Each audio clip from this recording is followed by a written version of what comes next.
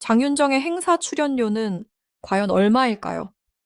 여러 매체가 2022년 기준으로 전한 금액은 한 번 출연할 때 약 2,500만 원에서 2,700만 원입니다. 이 숫자만 단순하게 적용하면 한 달에 행사 10건을 소화할 경우 매출은 2억 5천만 원에서 2억 7천만 원 15건이라면 3억 7,500만 원에서 4억 500만 원까지 올라갑니다. 하지만 여기서 가장 먼저 짚어야 할 사실이 있습니다. 장윤정은 자신의 정확한 월 수입과 총재산을 공식적으로 공개한 적이 없습니다. 2,500만 원에서 2,700만 원이라는 금액도 공개된 계약서가 아니라 업계 관계자와 방송 언론 보도를 통해 알려진 추정치입니다. 따라서 수억 원대 월 수입이라는 표현은 가능한 매출 시나리오일 뿐 장윤정의 통장에 매달 그대로 들어오는 확정 금액이 아닙니다. 그럼에도 이 숫자가 충격적인 이유는 분명합니다. 2024년 8월 31일 인천광역시 서구 왕길역 인근에서 열린 행사에서 장윤정은 꽃 옆집 누나 사랑아, 짠짜라 등 4곡의 무대를 선보였습니다. 이후 무대 영상이 온라인에 확산되면서 공연 방식과 함께 출연료가 다시 화제가 됐습니다. 당시 여러 보도는 장윤정의 행사비가 2022년 기준 건당 2,500만 원에서 2,700만 원 수준으로 알려졌다고 전했습니다. 내 곡을 부르는 짧은 무대라고 단순 계산하면 한 곡당 수백만 원이라는 자극적인 계산도 가능하지만 실제 출연료는 노래 개수만으로 정해지지 않습니다. 이동 시간, 리허설 대기 시간, 밴드와 댄서, 음향 준비 의상, 헤어와 메이크업 매니지먼트 인력, 행사 전체에 대한 홍보 효과까지 함께 반영되기 때문입니다. 장윤정의 몸값을 이해하려면 단순히 노래를 잘 부르는 가수라는 설명만으로는 부족합니다. 행사를 주최하는 지방자치단체나 기업의 입장에서 가장 중요한 것은 관객을 실제로 모을 수 있느냐는 점입니다. 장윤정은 어머나 짠짜라, 꽃 있다 있다요, 초혼, 사랑아처럼 세대가 달라도 첫 소절만 들으면 따라 부를 수 있는 곡을 여러 개 보유하고 있습니다. 어린 시청자부터 중장년층까지 인지도가 넓고 무대 진행과 관객 호응 유도까지 혼자 해결할 수 있습니다.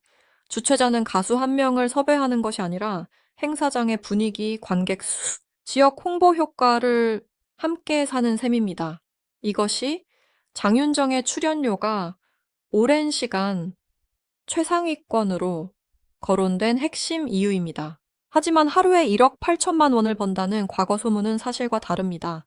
2013년 5월 SBS 힐링 캠프에 출연한 장윤정은 이 소문을 직접 부인했습니다. 당시 온라인에서는 장윤정이 하루 평균 12개의 행사를 소화하고 행사 한 건당 1,500만 원을 받는다고 가정해 하루 1억 8천만 원이라는 계산이 퍼졌습니다. 장윤정은 그렇게 번 적이 없다고 선을 그었습니다. 신인 시절 하루 12개 행사까지 다닌 적은 있지만 당시 행사비는 약 20만 원 정도였고 기름값을 내고 나면 거의 남는 것이 없었다는 취지로 설명했습니다. 중요한 것은 12건이라는 과거의 최대 일정과 전성기 이후에 높은 출연료를 한 시점의 숫자처럼 합쳐 만든 계산이 잘못됐다는 점입니다. 이 해명은 장윤정의 수입을 볼 때 반드시 기억해야 할 기준을 보여줍니다. 출연료는 고정 가격표가 아닙니다.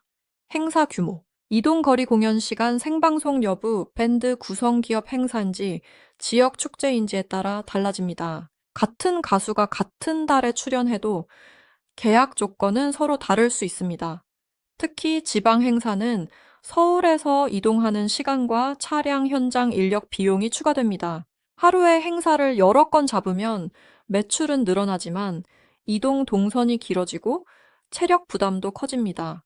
장윤정처럼 단독 콘서트와 방송 녹화까지 병행하는 가수는 매달 행사 횟수가 같을 수 없습니다. 그렇다면 현실적인 월 수입은 어떻게 추정해야 할까요? 먼저 행사만 놓고 보겠습니다. 보도된 건당 2,500만 원을 기준으로 한 달 5건이면 행사 매출은 1억 2,500만 원입니다. 10건이면 2억 5천만 원입니다. 상단 추정치인 2,700만 원을 적용하면 각각 1억 3,500만 원과 2억 7천만 원입니다. 그러나 이 금액에서 소속사 정산분, 부가세와 소득세 차량과 스태프 비용 무대 의상, 스타일링, 안무와 연습 비용을 빼야 합니다. 계약 구조가 공개되지 않았기 때문에 장윤정에게 최종적으로 얼마가 남는지는 외부에서 알 수 없습니다. 매출과 순수입을 구분하지 않으면 지키 수입을 실제보다 크게 부풀리게 됩니다. 여기에 방송 출연료가 더해집니다. 장윤정은 단순한 초대 가수가 아니라 오랫동안 오디션 프로그램의 심사와 진행 예능 프로그램의 고정 출연 특집 음악 프로그램의 사회를 맡아 왔습니다. 방송 수입은 프로그램마다 계약 방식이 다르고 정확한 회당 금액은 공개되지 않았습니다. 다만 고정 프로그램은 행사와 달리 일정한 기간 동안 반복되는 수입원이 될 수 있습니다. 장윤정이 무대에서만 돈을 버는 가수가 아니라 진행자와 방송인으로도 높은 활용도를 가진다는 점이 수입 구조를 안정시키는 요소입니다. 노래 한 곡을 부르고 끝나는 것이 아니라 출연자의 이야기를 끌어내고 돌발 상황을 정리하며 전체 흐름을 이끄는 능력이 있기 때문입니다. 단독 콘서트 역시 중요한 축입니다. 2025년 12월 6일 경북대학교 대강당에서 열린 장윤정 라이브 콘서트 더 마스터 대구 공연은 오후 2시와 오후 6시 하루 2차례 진행됐습니다. 공연 시간은 회당 120분이었고 공식 예매 정보에 표시된 티켓 가격은 VIP석 14만 3천원, R석 13만 2천원, S석 12만 1천원이었습니다. 2026년 1월 31일 충남대학교 정심화홀에서 열린 대전 공연도 오후 2시와 6시 두 차례로 편성됐고 가격과 공연 시간은 같은 수준이었습니다. 단독 콘서트는 티켓 매출 규모가 크지만 공연장 대관료 무대, 제작비 음향과 조명 밴드, 댄서 홍보 예매 수수료가 들어갑니다. 따라서 티켓 총액이 곧 가수 개인의 수입은 아닙니다. 그럼에도 전국 투어를 지속할 수 있다는 사실 자체가 장윤정 브랜드의 티켓 판매력을 보여줍니다. 음원과 저작인 저작권 수입도 있습니다. 장윤정이 직접 모든 곡의 작사와 작곡을 한 것은 아니기 때문에 노래가 재생될 때 발생하는 저작권료 전체가 장윤정에게 돌아가는 것은 아닙니다. 작사가와 작곡가, 음반 제작자, 실현자의 권리가 각각 나뉩니다. 다만 어머나와 초혼처럼 오랜 기간 방송 행사 노래방, 온라인 음악 서비스에서 소비되는 곡이 많을수록 실현자로서 장기적인 수입이 발생할 가능성은 커집니다. 이 수입은 행사처럼 한 번에 큰 금액이 보이지 않지만 활동 기간이 길수록 누적 효과가 생깁니다. 재산 이야기에서 가장 강력한 숫자는 서울 용산구 한남동 나인원 한남 거래입니다. 국토교통부 실거래가 공개 시스템을 바탕으로 한 보도에 따르면 장윤정과 남편 도견과는 2021년 3월 나인원 한남 전용 면적 244제곱미터 세대를 약 50억 원의 공동 명의로 분양받았습니다. 그리고 2024년 4월 약 120억 원에 매도했습니다. 단순한 매입가와 매도가의 차이는 70억 원입니다. 약 3년 만에 원금보다 2배가 넘는 가격으로 거래된 것입니다. 이 숫자만 보면 장윤정이 노래보다 부동산으로 더 큰 돈을 벌었다는 말까지 나올 수 있습니다. 그러나 70억 원을 그대로 순이익이라고 말하면 정확하지 않습니다. 부동산을 팔 때는 양도소득세와 중개수수료, 보유 기간 동안의 세금과 관리비, 취득 당시 비용 등을 고려해야 합니다. 공동 명의였다는 점도 중요합니다. 따라서 70억 원은 세전시세 차익에 가까운 표현이며 실제 손에 남은 금액은 공개 자료만으로 계산할 수 없습니다. 그럼에도 50억 원에 매입한 주택이 120억 원에 거래됐다는 사실은 장윤정 부부의 자산 형성 과정에서 매우 큰 사건이었습니다. 더 놀라운 장면은 그 다음입니다. 장윤정과 도견관 부부는 2024년 4월 서울 용산구 서빙고동 아페르 한강 펜트하우스의 소유권 이전을 마친 것으로 보도됐습니다. 해당 세대는 복층 구조이며 전용 면적은 약 273.98제곱미터, 분양가는 약 120억 원으로 알려졌습니다. 당시 언론은 부부가 이 주택을 전액 현금으로 매입했다고 전했습니다. 나인원 한남을 120억 원에 매도한 시점과 새 펜트하우스의 소유권 이전 시점이 비슷해 고가 주택을 매각한 자금을 다시 다른 핵심 부동산으로 이동시킨 것으로 해석됐습니다. 다만 구체적인 자금 흐름과 세금 납부 내역은 공개되지 않았으므로 외부에서 단정할 수는 없습니다. 2024년 6월에는 또 다른 부동산 거래가 보도됐습니다. 장윤정은 서울 용산구 이태원동에 있는 소형 건물을 개인 명의로 약 41억 5천만 원에 매입한 것으로 알려졌습니다. 이 건물은 1975년에 준공됐고 대지 면적은 약 152제곱미터, 연면적은 약 152.34제곱미터이며 지하 1층과 지상 2층 규모입니다. 위치는 서울 지하철 6호선 녹사편역과 이태원역 사이로 용산구청과 용산공원에서 가깝습니다. 2024년 7월 12일 소유권 이전이 이루어졌다는 보도도 나왔습니다. 등기상 채권 최고액 30억 원의 근저당권이 설정돼 있어 실제 대출금은 약 25억 원 수준일 가능성이 있다는 분석이 뒤따랐습니다. 이것은 등기 구조를 바탕으로 한 추정이지 장윤정이 직접 밝힌 대출 금액은 아닙니다. 여기서 많은 사람이 단순 덧셈을 합니다. 120억 원 펜트하우스에 41억 5천만 원 건물을 더하고 과거 주택 매각 차익 70억 원까지 합쳐 장윤정의 재산이 최소 200억 원을 훌쩍 넘는다고 주장합니다. 하지만 이런 방식은 회계적으로 맞지 않습니다. 120억 원에 판 집의 돈이 120억 원짜리 새 집의 자금으로 이동했다면 같은 돈을 두 번 계산해서는 안 됩니다. 이태원 건물에는 대출이 존재할 가능성이 있고 주택은 부부 공동자산일 수 있습니다. 세금과 각종 비용도 빠져야 합니다.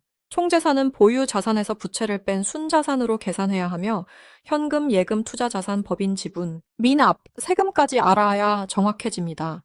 현재 공개된 정보만으로 장윤정의 순자산을 한 숫자로 확정하는 것은 불가능합니다. 그렇다면 장윤정은 어떻게 이런 경제력을 만들었을까요?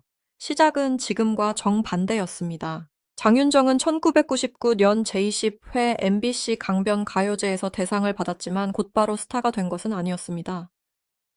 이름을 알리지 못한 기간을 거친 뒤 2004년 정규 1집 어머나를 발표했고 이 곡이 세대를 뛰어넘는 성공을 거두면서 상황이 바뀌었습니다. 이후 짠짜라 꽃 있다 있다요. 초혼 같은 히트곡이 이어졌고 지역 축제와 기업 행사에서 가장 먼저 거론되는 가수 가운데 한 명이 됐습니다. 한국의 유행으로 끝난 것이 아니라 20년 넘게 무대와 방송을 병행하며 인지도를 유지했다는 점이 핵심입니다. 장윤정의 진짜 자산은 단순히 집값만이 아닙니다.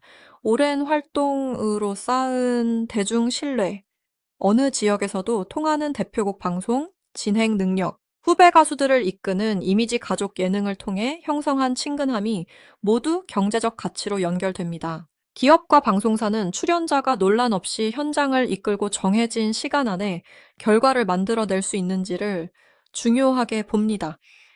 장윤정은 가수와 진행자, 심사위원 예능인의 역할을 동시에 수행할 수 있기 때문에 수입원이 한쪽에만 의존하지 않습니다. 행사철이 지나도 방송과 콘서트가 있고 방송이 쉬는 기간에도 지역 행사와 음원 수입이 남습니다. 월 수입을 계산할 때 계절성도 빼놓을 수 없습니다. 국내 지역 축제는 봄과 가을에 집중되는 경향이 있고 연말에는 송년 행사와 디너쇼가 늘어납니다. 반대로 장마철이나 혹한기에는 야외 행사가 줄어들 수 있습니다. 한 달에 행사가 10건이었다고 해서 다음 달에도 같은 수입이 반복된다는 보장은 없습니다. 방송 녹화는 실제 방송일보다 앞서 진행되기도 하고 콘서트 수입은 제작사와 정산을 마친 뒤 들어올 수 있습니다. 겉으로 보이는 활동 시점과 실제 돈이 입금되는 시점도 다를 수 있다는 뜻입니다. 그래서 연예인의 수입을 일반 직장인의 월급처럼 매달 일정한 숫자로 표현하는 것 자체가 현실과 맞지 않을 때가 많습니다. 기업 행사와 지방자치단체 축제의 계약 구조도 다릅니다. 기업 행사는 외부에 출연료가 공개되지 않는 경우가 많고 지역 축제는 예산과 계약 정보가 일부 공개되면서 금액이 알려지기도 합니다. 같은 30분 무대라도 수도권인지 지방인지 전속 밴드를 동반하는지 현장 리허설이 필요한지 행사 홍보물에 이름과 사진을 어느 범위까지 사용하는지에 따라 조건이 달라질 수 있습니다. 장윤정의 이름이 행사 포스터 가장 위에 배치될 정도로 핵심 출연자라면 단순 공연비 외에 홍보 가치가 크게 반영될 가능성이 있습니다. 따라서 인터넷에 떠도는 한 가지 금액으로 모든 무대를 계산하는 것은 정확하지 않습니다.